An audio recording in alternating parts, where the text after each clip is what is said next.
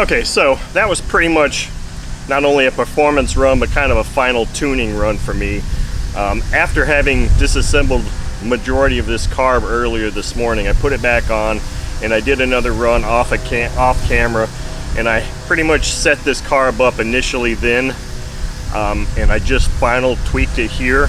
What I was doing was, for a 60 size 2-stroke engine, I think 3,000 RPM is a good target number for a low speed idle. For 2-stroke engines, and especially the bigger ones, well, 60 size anyway, I don't really try to go for the ultimate lowest idle possible, because it just really isn't practical with a 2-stroke engine. 3,000 RPM sounds really good on this. It still maintains operation without trying to cut out at all, and I was able to get really excellent transition with this setting here.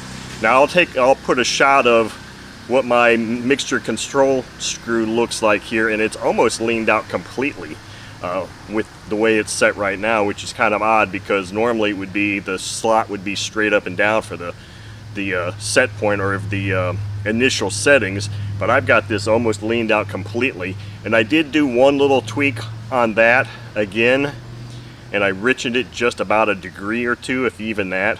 Primarily I was using the throttle stop screw to set my speed, because the mixture for the low speed was already done in a previous video that was not on camera.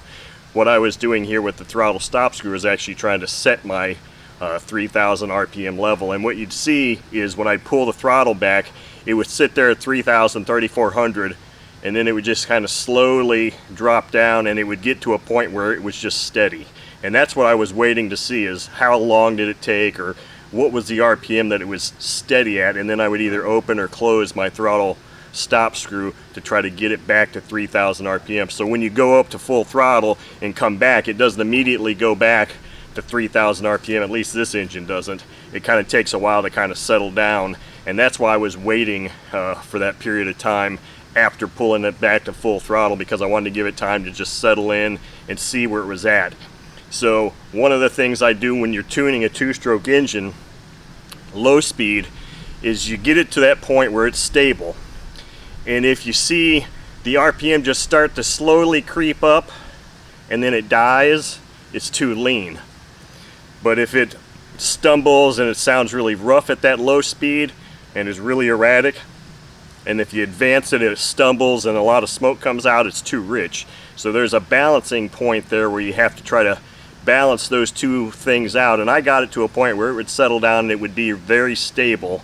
So I know that my mixture was good then, and that's why I was using only the throttle stop screw to adjust the final idle speed at that point.